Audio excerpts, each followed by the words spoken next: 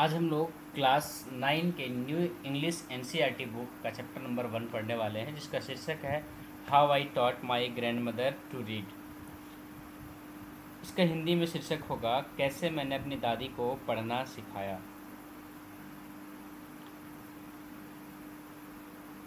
इसमें यहाँ पे पहले कुछ सवाल है आपके पास। Why is it important to learn how to read and write. आपको ऐसा क्यों लगता है कि पढ़ना और लिखना सीखना बहुत ज़रूरी है। आंसर्स मैंने आपके लिए यहाँ पर लिख रखा है। पहला आंसर्स होगा बी इंडिपेंडेंट, स्वतंत्र बनने के लिए। सेकंड होगा प्रिजर्व सेल्फ रिस्पेक्ट, आत्मसम्मान बनाए रखने के लिए। पार्टिसिपेट इन सोसाइटी, समाज में भाग लेने के लिए। Empower one self at any as, अपने आप को किसी भी उम्र में एम्पावर करने के लिए। यहाँ भी कुछ और सवाल से आपके। Which language do your grand parents और एल्डरली रिलेटिव स्पीक। आपके जो ग्रैंड पेरेंट्स हैं और आपके जो एल्डरली रिलेटिव्स हैं वो कौन सी भाषा का उपयोग करते हैं। How do they spend their time, वो अपना समय किस तरह से गुजारते हैं। How do you spend time with them, और आप उनके साथ अपना समय कैसे गुजारते हैं। क्वेश्चन नंबर 3 है what is your favourite experience with them. आपका जो है अपने दादा दादी या अपने रिलेटिव्स के साथ फेवरेट एक्सपीरियंस या पसंदीदा अनुभव क्या है। What is something that the elderly in your family cannot do easily but enjoy watching you do। ऐसा क्या काम है जो आपसे जो बड़े हैं आपके परिवार में कुछ लोग वो नहीं कर पाते हैं पर आपको करते हुए देखते हुए वो बहुत इंजॉय करते हैं। क्वेश्चन नंबर 3 है आपके पास। रीड द फॉलोइंग पैसेज, इस पैसेज को पढ़िए और हाईलाइट किए गए वर्ड का मीनिंग जो है उसको आप लिखिए। The casting for the protagonist of our school's annual play was done after a lot of debate, as many good actors had auditioned for the role. We had decided to present an episode from an inspirational story. It was a life story of a group of children who worked with the community to spread literacy. Every day we reached school early to practice the concentration. We waited eagerly for the final presentation. All of us played our roles in a very convincing manner as our theatre teacher had guided us well. यहाँ जो पहला word है excitedly का मतलब होता है ईगरली। Believable का meaning होता है convincing. People living in the particular area को बोलते हैं कम्युनिटी। डिस्कशन का मतलब होता है डिबेट और a part of a story को बोलेंगे एपिसोड। फोकस होगा कंसंट्रेशन और मेन कैरेक्टर को हम लोग बोलते हैं प्रोटागोनिस्ट। डायरेक्टेड को बोलेंगे गाइडेड। अब आते हैं सीधे हम लोग कहानी पर। When I was a girl of about 12, I used to stay in a village in North Karnataka with my grandparents। यहाँ पे जो आई है, यहाँ आई रेफर कर रहा है राइटर की तरफ। ओके, मीन्स इसकी जो राइटर है वो कौन है, सुधा मूर्ति। मीन्स सुधा मूर्ति कह रही है कि जब मैं 12 साल की थी तब मैं एक गांव में रहती थी कर्नाटका के अपने दादी और दादा के साथ में। Those days the transport system was not very good. उन दिनों यातायात के साधन बहुत अच्छे नहीं थे। So we use to get the morning paper only in the afternoon.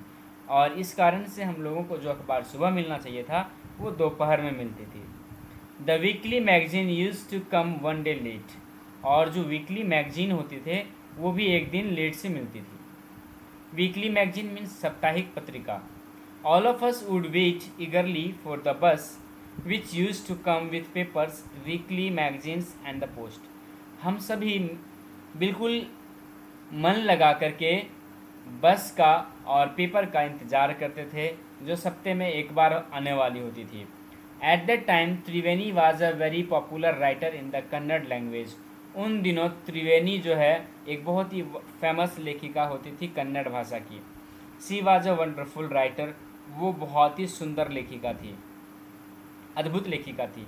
Her style was easy to read and very convincing. उनकी जो लिखने की शैली थी वो बहुत ही आसान था पढ़ना और समझना भी। Her story is usually dealt with complex psychological problems.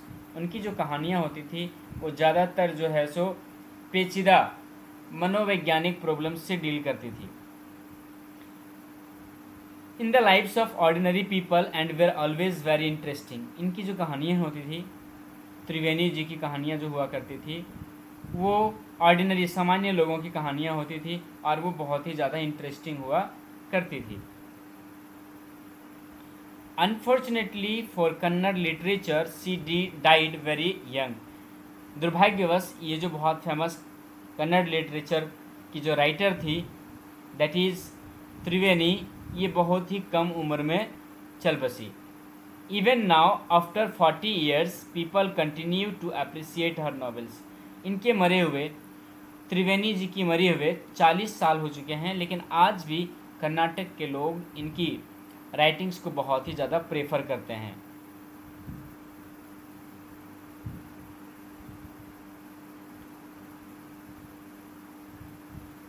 One of her novels called Kasi Yatre was appearing as a serial in the Kannada weekly कर्मवीरा then। त्रिवेणी जी की एक नॉवेल थी जिनका नाम था काशी यात्रा, और इनकी भी एक सीरियल तब आया करती थी वीकली मैगजीन के तौर पे, और उस मैगजीन का नाम था कर्मवीरा। मीन्स त्रिवेणी जी की जो काशी यात्रा की जो कहानी थी, ये पार्ट बाय पार्ट में वीकली मैगजीन कर्मवीरा में छप करके उन दिनों आया करती थी।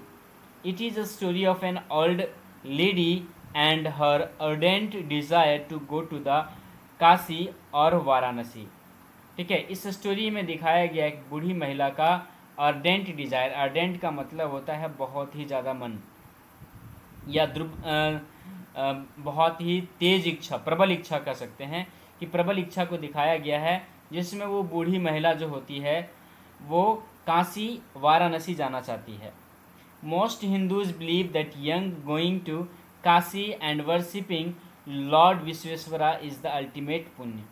कई सारे हिंदू इस बात को समझते हैं या मानते हैं कि काशी जाना और काशी में जाकर के भगवान विश्वेश्वरा की पूजा करना ही सबसे बड़ी पुण्य का काम है। This old lady also believed in this. और इस काशी यात्रा की जो कहानी है, इसमें जो बूढ़ी महिला है वो भी इस बात पे विश्वास करती है। And her struggle to go there was described in that novel. और उनकी वहाँ जाने की जो इच्छा है, काशी जाने की जो इच्छा थी इस बूढ़ी महिला का, उसको इस नॉवेल में दिखाया गया है काशी यात्रा में। In the story there was also a young orphan girl who falls in love but there was no money for the wedding। इसी कहानी में एक यंग युवा, एक ऑर्फन अनाथ लड़की रहती है जो किसी के प्रेम में पड़ जाती है, पर उनके पास विवाह करने के लिए पैसे नहीं होते हैं। In the end the old lady gives away all her savings without going to Kashi. और अंत में जो है वो बूढ़ी महिला जो है ये डिसीजन लेती है कि काशी जाना मैं ड्रॉप कर दूंगी, और हमारे पास जो सेविंग्स हैं, जो काशी जाने के लिए वो पैसे इकट्ठे कर रखी थी, वो सोचती है कि मैं उस ऑर्फेन लड़की की विवाह में खर्च कर दूंगी।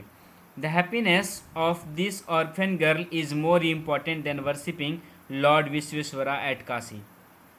उस बूढ़ी महिला का मानना होता है कि इस अनाथ लड़की की विवाह में जितनी खुशियाँ होगी, उस विश्वेश्वरा की पूजा करने में उतनी खुशी नहीं होगी। My grandmother Krishtakka never went to school so she could not read। here my grandmother means Sudha Murty की दादी, ठीक है, जिसका नाम है कृष्टका। याद रखना है कि कृष्टका कौन है, हु इज कृष्टका, कृष्टका कौन है।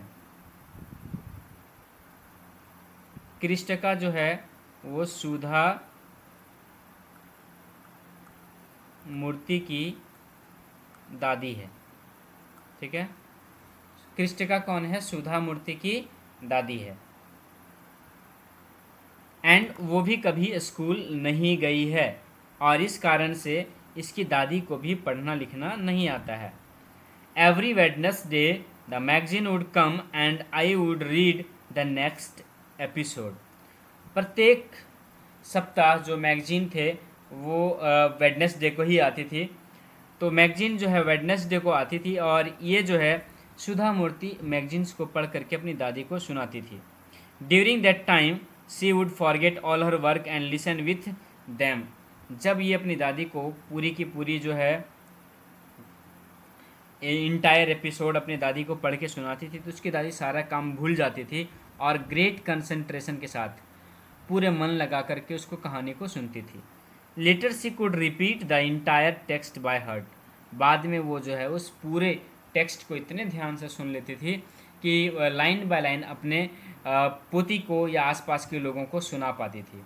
माई grandmother too never went to Kashi. और मेरी दादी यानी कि सुधा मूर्ति की दादी जो कृष्टिका थी वो भी कभी काशी नहीं गई थी। And she identify herself with the novel's protagonist. और यही रीज़न था कि जो कहानी काशी यात्री थी, काशी यात्री की कहानी का जो प्रोटागोनिस्ट वो बूढ़ी महिला होती है, उस बूढ़ी महिला से ये अपने आप को काफ़ी ज़्यादा मेल जोल खाती हुई देख पाती है।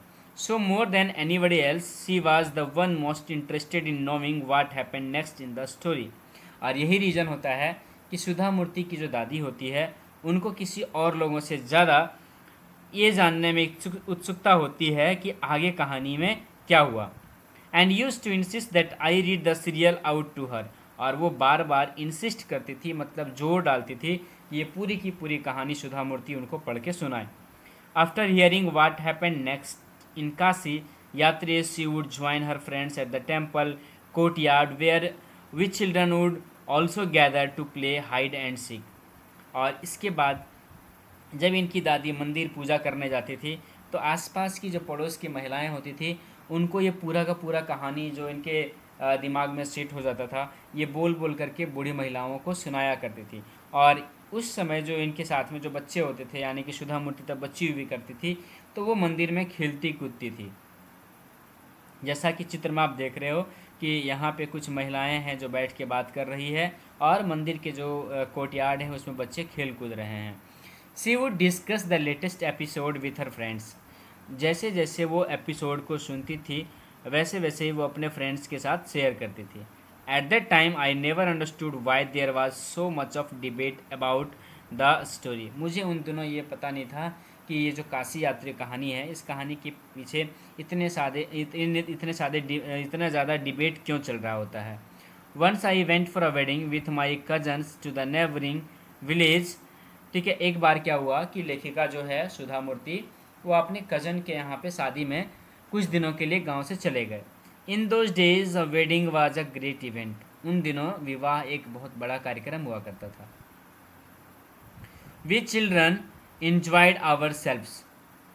ठीक है, वहाँ पे जो बच्चे थे वो बहुत इंजॉय कर रहे थे। We would eat and play endlessly. हम वहाँ पर खेल कूद सकते थे और भरपेट खाना खा रहे थे। And savouring with freedom because all the elders were busy. ठीक है, और ये जो है सेवरिंग मीन्स होता है कि पूरे आज़ादी को एंजॉय करना। वो पूरे आज़ादी को एंजॉय कर रहे थे क्योंकि बड़े जितने भी लोग थे वो सारे लोग अपने काम में बिजी थे। I went for a couple of days but ended up staying there for a week. मैं कुछ दिनों के लिए ही गई थी, कपल ऑफ डेज एक आध दो दिन के लिए ही गई थी, पर मैं सप्ताह भर वहाँ ठहर गई। When I came back to my village. जब मैं वहाँ से अपने गाँव वापस आई, I saw my grandmother in tears. मैंने देखा कि मेरी दादी की आंखों में आंसू भर चुके थे। I was surprise for I had never seen her cry even in the most difficult situations. मैं ये बात को देख करके बहुत आश्चर्य थी कि मैंने आज तक कभी भी अपनी दादी को इस तरह के टफ सिचुएशंस में भी रोते हुए नहीं देखा था। What happened I was worried. मैं सोच रही थी आखिर क्या हुआ है। Avva is everything all right, are you okay. ठीक है, औवा क्या सब कुछ ठीक है। यहाँ पे जो वर्ड ये औवा है, औवा का मतलब होता है कन्नड़ लैंग्वेज में माँ।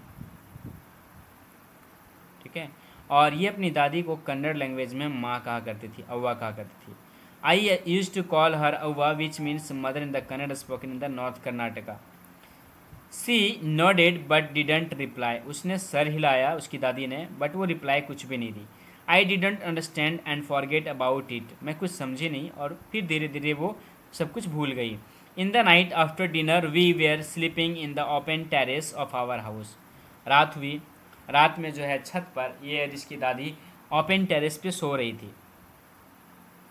It was summer night and there was full moon.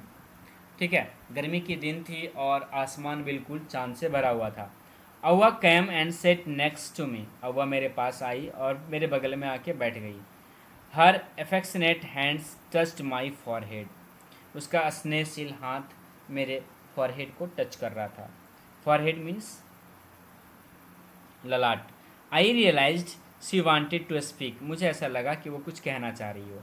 I asked her what is the matter. और फिर मैंने पूछा कि दादी क्या बात है।